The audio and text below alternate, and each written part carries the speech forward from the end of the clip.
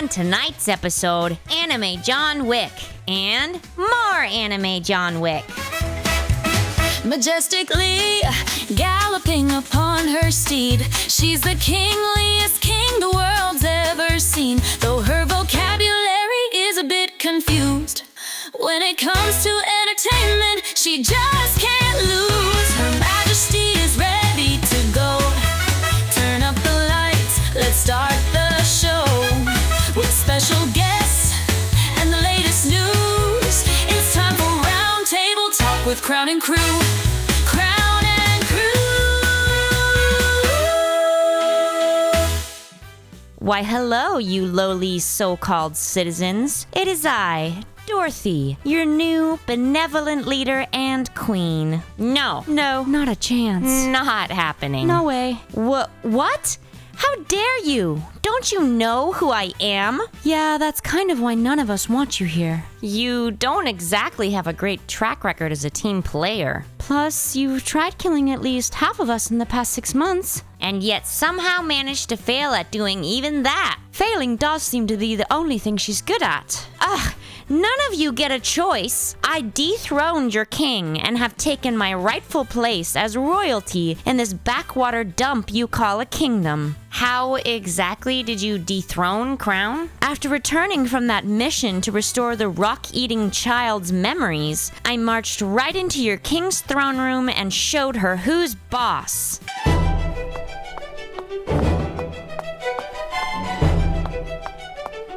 You loathsome king! Oh, Dorothy, you're back? Great! You used that nonsensically overpowered horse to launch me halfway into space and think you can get away with it? Not a chance! I've come for your throne! Well, you can have it! That thing is so terrifying! With the loud noise and the suction and the splashing, and you never know when you're gonna run out of toilet paper. No, Chime, don't make me! Ah!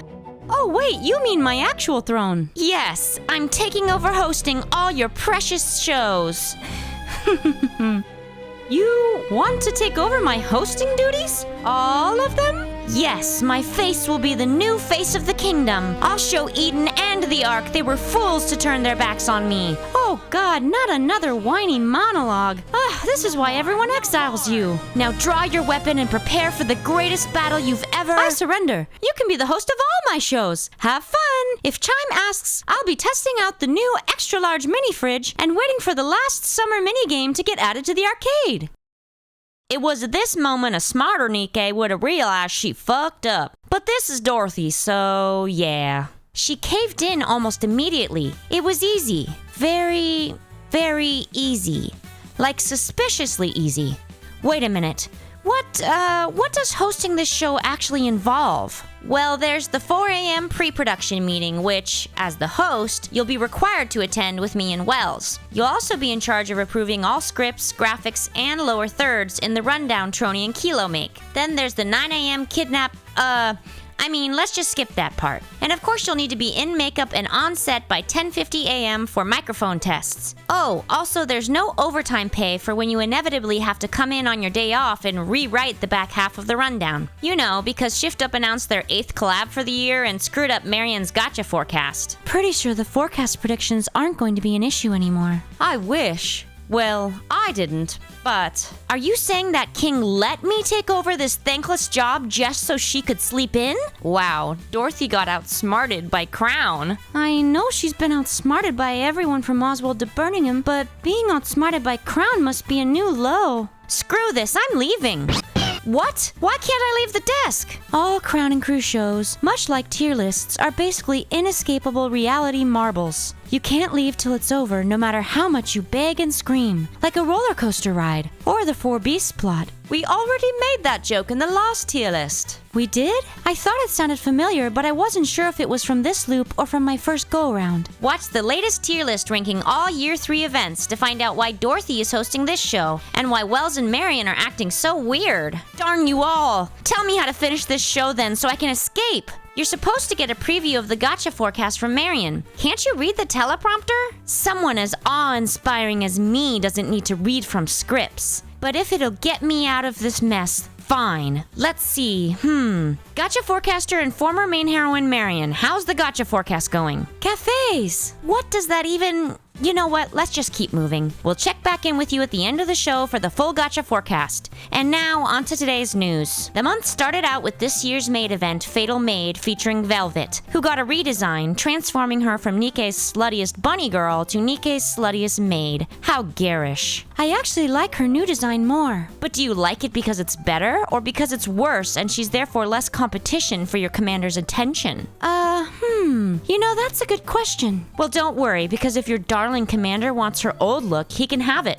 For $20. Honestly, I'm amazed Shift Up didn't make it a Gacha skin. Don't give them ideas, Chim. The event's story continued the Mustang used to be evil plotline. Kind of. I mean, it didn't actually reveal any new information about him at all, and really just seems to be setting up for some kind of spy-themed Coco alt. Who in the world was asking for a Coco alt? I mean, Aid and Soda got one, so I guess it's fair. Also, does anyone else find it weird that the key art for this event has literally nothing to do with the actual event? The commander never even wore a tux like that, and Coco never got a catch-up gun. Continuing with the ridiculous things that don't match their packaging, we had the annual Valentine's Day mini-event, Chocolate Please. Was this a Valentine's Day event? I thought it was an out-of-season April Fool's joke. The story was definitely a joke, and not in a good way. Yes, this mini-event had less romance than even Rappy's popularity poll event, and was for some reason just an excuse to give Ninja Delta more screen time. When even the characters themselves are saying the entire escapade was pointless, maybe that's a signal to the writers to go back to the drawing board. That brings us to the big event this month. It's the first collab of the year, Lie Cause Recoil. A name so ridiculous, I'm surprised Marion didn't try and eat it.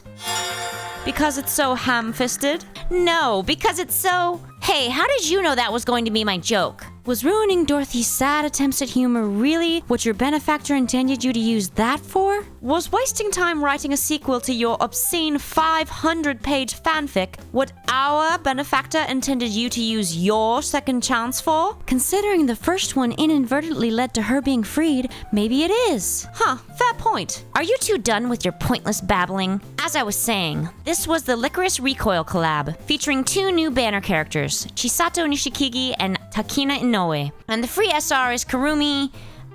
Just Kurumi. I guess she doesn't have a last name. And as with all collabs, there were plenty of costumes. Starting with the paid ones, we've got skins of them playing guitars. So are they like students and special agents? And cafe workers? And musicians? I have no idea. Moving on to the free costumes, we have their gym outfits or something. And for the gacha skin, we have Maid Masked? What? Why? No idea, but it looks great, and it's for one of the best support units in the game. The story for the collab was, well, it was a collab story. Although am I the only one confused by Sugar's comments implying that the whole D-Wave thing isn't some super classified secret anymore? I get the events of the first EVA collab would be kind of hard to cover up considering how devastating of a direct impact it had on the arc, but still, the idea of the general public, or even some Nikkes, knowing about the existence of parallel worlds seems like it would cause all kinds of issues. Yeah, you'd think widespread knowledge of that would lead to people trying to figure out how to escape Nikke's seemingly doomed world for a better one. Like, okay, well, that one's still pretty bad. That one's even worse than Nikke. Maybe better, but pretty archaic. Again, somehow worse. Still worse. Depending on which Resident Evil timeline, it may or may not be worse. Okay, Nikke's universe is somehow less hopeless than a lot of the collabs. Weird. Continuing with this patch, we got 4 new favorite items, and 3 of them are actually good. Unfortunately, the last one bricks Senti for PvP and should actively be avoided. And one of those characters that got an upgrade, Zwei, will also be getting a new Mission Pass skin, Spring Stroll, in March. Which, wait, does she not have robot legs? I thought her legs were robot legs like Snow White, but in this they aren't. What's going on? I mean, technically, don't all of us have robot legs? You know what I mean. And speaking of mysterious, we got answers to a ton of mysteries in the new campaign chapters that got released in the same patch as the collab and favorite items. Spoilers ahead. Skip to this time code to avoid them. As I was saying, in the new campaign chapters, we learn Neon's tragic backstory, but it's still not as tragic as mine. She also got an upgraded body, thereby almost guaranteeing Overspec Anise and Neon will be this year's 3.5-year anniversary banners. We also learned that my former commander went full John Wick and destroyed the entire VTC by himself in an afternoon. It's quite possibly the single coolest scene in all of Nikke. You hear that, Johan? You could never aura farm like him. You were a rebound rebound, Commander. A rebound. Every time I followed your orders, I was faking it. You hear me? Oh wow, that is some depressing levels of cope. I feel like I'm going to throw up from secondhand embarrassment. We also had the long-awaited fallout from Goddess Fall, with the Commander returning to Eden to learn how useless Eden is without me. That's what you took away from the events of Goddess Fall? We also finally had Snow White meet Rappy Red Hood and receive Red Hood's last message. A message that really didn't age well. I mean, she tells her comrades to retire when that's exactly the opposite of what they need to do. Yeah, we never really took life advice from her even when she was alive, considering most of her answers to problems were to either flirt, listen to country music, or fake her death. Continuing with the campaign, Liberalia finally had that conversation with her mom. It went about as well as you'd expect, and you'd think that would be the big cliffhanger that ended the new campaign chapters. But no. Instead, out of nowhere, we basically got an entire third chapter that revealed 6-0 is a discarded evil fragment of Enoch. Honestly, I kinda wish Shift Up went with the whole 6-0 is the sixth failed clone of the Commander. I mean, it's right in the name! Not only did we learn what 6-0 is, but the Counters, Underworld Queen, and Sugar banded together to take down 6-0. And by banded together, I mean Sugar did 99% of the work and Moran did the other 1% by being a bullet shield and mildly inconveniencing Logi. It is kind of crazy that when you actually break things down, the Commander accomplished literally nothing in the takedown 6-0 operation aside from finding Liverin, which again was completely irrelevant and changed nothing. Yes, Sugar finally got her revenge by basically single-handedly killing 6-0. Well, not killing, but definitely weakening her by destroying some key hardware. And then lastly, actually nothing happened after that. Nothing at all. Really? Because I seem to remember that after that you had a meeting with Birmingham, where he both roasted you worse than Anachiro did, and also revealed the Commander is his Oshi. To be fair, the Commander is the Oshi for about 90% of all characters in Nikke, even the villains. I'm just going to pretend that scene never happened. Huh. That actually is a very Crown thing to do. Maybe you aren't a bad replacement. Quiet, all of you. Anyway, for some reason, that brings us to the interview segment. Who are we interviewing? One of the Collab characters? Because they don't seem to speak English, which means this interview is going to be pretty short. You're asking us? You're the host. You're in charge of inviting guests. Sheesh, Dorothy, way to drop the ball. What a disappointment. I can't believe she's making Crown look competent. Is it too late to get Bahamut to fill in? Why, I've got an interview guest. I do, see? Let me just look behind this curtain. It's, yeah, there she is. It's Cockney Milk. What the hell? Oi, what you got me doing here? I was just eating some bangers and mash. We were worried we'd have a guest that couldn't speak English, and I'm pretty sure we still have that problem. Wells, use your disgusting British ways to send this abomination back to Export's live streams. Oi, love, you want to get some Nando's? Follow me and I'll get you some and a drink down at the pub. Okay, I think I finally managed to get the real guest. It's Velvet. Welcome to the show, Velvet. I'm sure it's an honor for you to be here. Oh, please. The honor's all yours, masters. Tell me, are you in need of my talents? Given your place on the tier lists, no, I don't think most are. You sure escaped from NPC jail quickly, though. How'd you manage that? When you're an expert spy like me, changing your appearance and slipping by some guards is child's play. Although, if I'm being honest, even I'm surprised I'm not going to be this year's banner unit for the Bunny Girl event. Huh, if not you, then maybe that Mechanophile will finally get her Bunny Girl alt instead. You really think Kilo will get an alt? What? No, I meant Sugar. Although, it is weird Nikke has two of them, huh? Anyway, next question. What are Mustang's dark secrets? You teased his seedy past, but didn't actually reveal any new information about him at all in your event. Oh, while I do love to provide my masters with exceptional service, a girl can't give away her secrets that easy. Mustang was responsible for Pretty's death and sold her out to convert her into the expansive armament, didn't he? What the?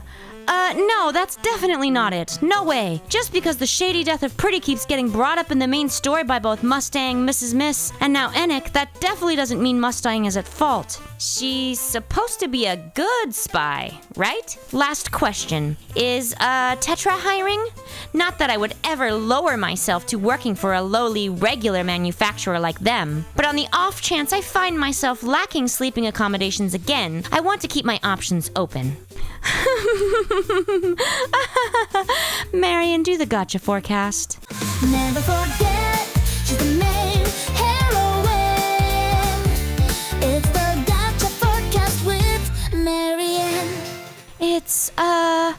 me see if I can remember. Neo Neon. Yeah, I definitely remember Neo Neon, and Anus Anise came out around this time. Too far forward. Also, her upgrade is not called Anus Anise. Oh, wait, Kay is finally being freed from NPC jail? Too far back. What's wrong with Marion? It's not even Mushroom Monday. It must be because Shift Up hasn't announced anything for March, aside from the Zwei skin, as of the publishing of this video. Right, Marion? Oh, yeah, that's totally the problem. Well, I don't need a forecaster who can't even forecast. As my first royal decree, I'm firing Marion and will replace her with, what was the name of that annoying one in the glasses I did the tier list with last month? You're not firing Marion. And besides, Bahamut is busy. She says now that only one has joined their group. The 4 beasts have enough people to finally fulfill Bahamut's lifelong dream of starting a barbershop quartet. That's the dumbest thing I ever... Wait, why do they need 5 people for... For the longest time.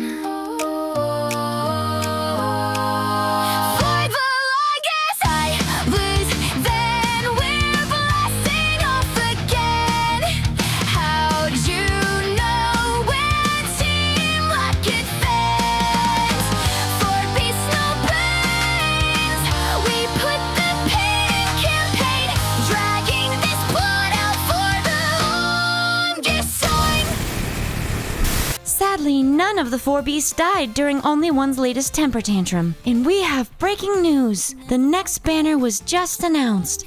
It's EH, who hopefully has her original design as a mission pass or something. Because the whole strapping C4 to her chest is just weird. Especially because, of all the members of Exotic, she's the one Export would least like to see blown up. And that does it for tonight's show. What are you doing here? Oh, this is the part where we beg for money. And I couldn't trust a puberty citizen like you to handle an important job like that. Once again, it's probationary, my king. But I'm pretty sure you know that and are just messing with Dorothy. A king never reveals their secrets, like their bank account balance, which is dangerously low. But you can help by subscribing and hitting that like button.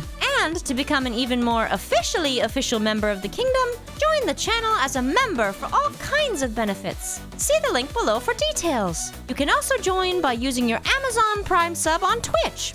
And speaking of, don't forget to watch Export's live streams every weeknight at 8 p.m. PST, featuring fun games, ASMR, educational lessons from the doctor herself, and you can even request live Nikke character impressions using channel points on Twitch to submit lines you want Export to read. Full schedule on the Discord, which you should also definitely join. And that does it for tonight's show. I'll see you all next time for March's episode of Roundtable Talk with Crown and Crew. Goodbye, adios, pa'alam, sayonara. Though her vocabulary is a bit confused when it comes to entertainment, she just can't lose. Her Majesty is ready to go. Turn up the lights, let's start the show. With special guests